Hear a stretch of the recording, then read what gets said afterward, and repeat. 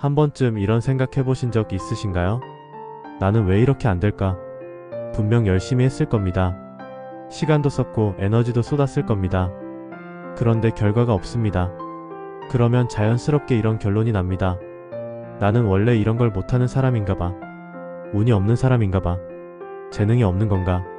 그리고 그 결론이 쌓이면 점점 시작 자체가 두려워집니다. 어차피 안 될 것 같으니까요. 그런데 정말 능력이나 운의 문제일까요? 주변을 보면 이런 상황을 목격하게 됩니다. 비슷한 조건에서 시작했는데 어떤 사람은 결과를 만들고 어떤 사람은 계속 제자리입니다.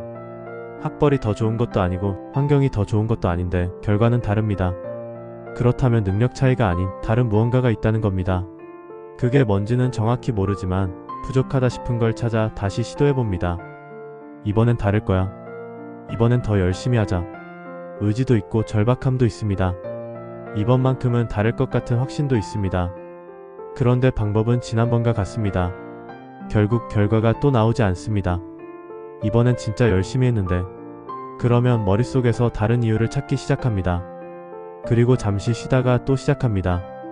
이번엔 정말 다를 거라는 믿음으로. 하지만 같은 방식으로 말이죠.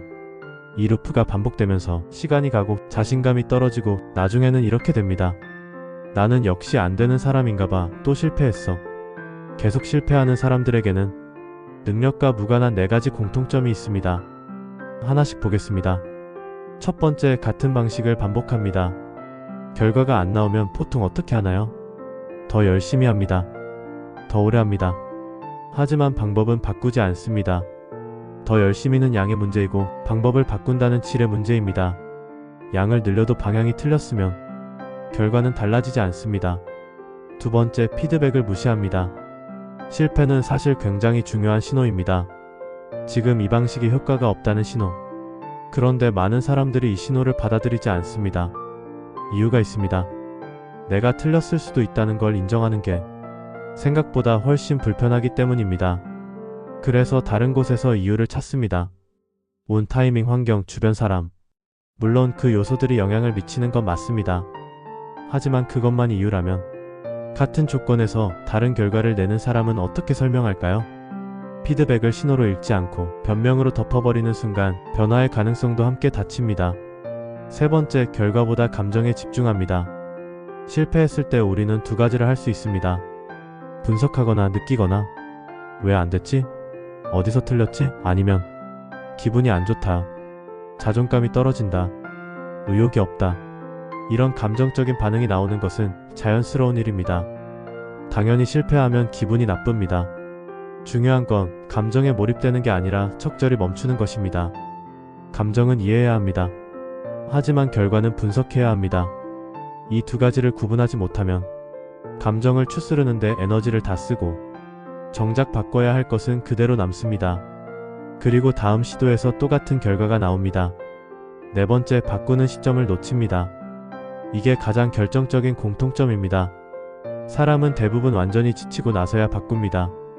이미 시간을 너무 많이 쓰고 에너지가 바닥나고 자신감까지 떨어진 상태에서 그때서야 이건 아닌 것 같다는 결론을 냅니다.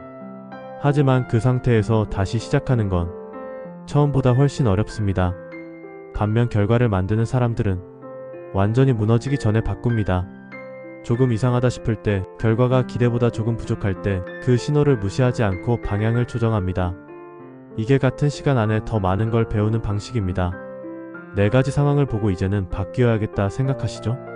하지만 쉽지 않을 걸 예감하실 겁니다. 2가지 이유가 있습니다.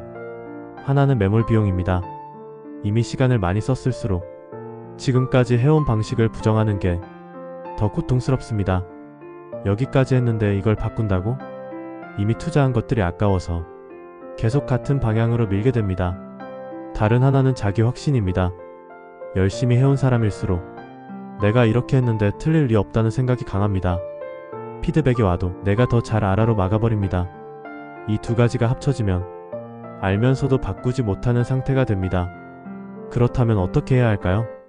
4가지 공통점을 반대로 뒤집으면 됩니다. 방법이 안 통하면 방법을 먼저 의심하세요.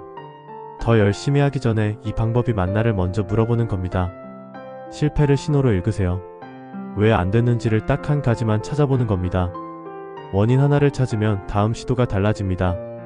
그리고 감정과 분석을 분리하세요. 실패했을 때 감정이 가라앉으면 딱 두 가지 질문을 해보세요. 무엇이 안 됐나? 다음엔 무엇을 다르게 할 수 있나? 이 두 질문이 감정에서 분석으로 넘어가는 스위치입니다. 그리고 신호가 왔을 때 빨리 움직이세요. 완전히 무너지기 전에 조금 이상하다 싶을 때 그 타이밍을 놓치지 않는 것이 결국 시간을 가장 아끼는 방법입니다. 계속 실패하는 게 능력 문제가 아니라는 걸 이제는 알 수 있습니다. 패턴의 문제입니다. 그리고 패턴은 바꿀 수 있습니다. 지금 이 순간 잘 안 되고 있는 게 하나쯤 있다면 이 질문을 한번 해보세요. 나는 지금 결과를 바꾸기 위한 행동을 하고 있는가? 아니면 그냥 버티고 있는가?